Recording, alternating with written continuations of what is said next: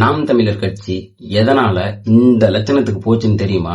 ஒரே காரணம் தான், சாட்டை இடுமா உணவு ஒரு 25% மற்றும் சீமான் அவர்களின் தவறுதலான வழிநடத்தல் தான் இதுக்கு முழு காரணம்.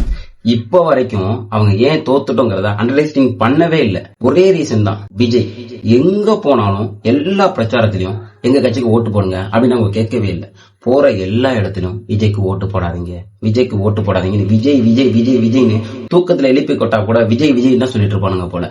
ஏன்னா இன்னைக்கு விஜய் மாபெரும் ஒரு மக்கள் சக்தின்றது இன்னைக்கு அவங்களுக்கு தெரிஞ்சிருக்கும். அப்படி இருக்கும் பொழுது நீங்க அவருக்கு எதிராக நின்னீங்கன்னா அப்புறம் உங்களுக்கு மயிலையா சப்போர்ட் பண்ணுவாங்க? உங்களோட கொள்கை என்ன? தமிழ்நாட்டை தமிழன் தானே ஆகணும். விஜய் என்ன இங்கிலீஷ்காரனா, ஹிந்திக்காரனா? தமிழன் தானே, பச்சை தமிழன் தானே.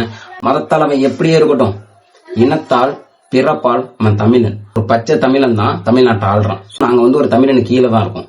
சினிமா மோகத்துல நாங்க ஒண்ணும் இல்ல.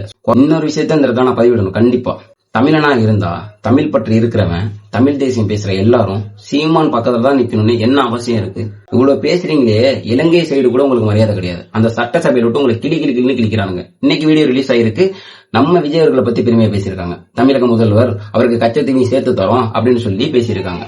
விஜய்க்கு இருக்கிற ஆதரவு கூட இலங்கையில் உங்களுக்கு கிடையாது. ஆனா ஈழத்தமிழருக்காக நீங்க போராடுங்க. ஒரே ஒரு விஷயத்துக்காக தான் நான் சீமான் அவர்களுக்கு தலைவணங்குறேன், கேப்டன் பிரபாகரன். ஏன்னா இன்னைக்கு நம்ம நிறைய தலைவர்களை மறந்துட்டோம். நமக்காக போறோம்னா நிறைய தலைவர்களை நம்ம இழந்துட்டோம், மறந்துட்டோம்.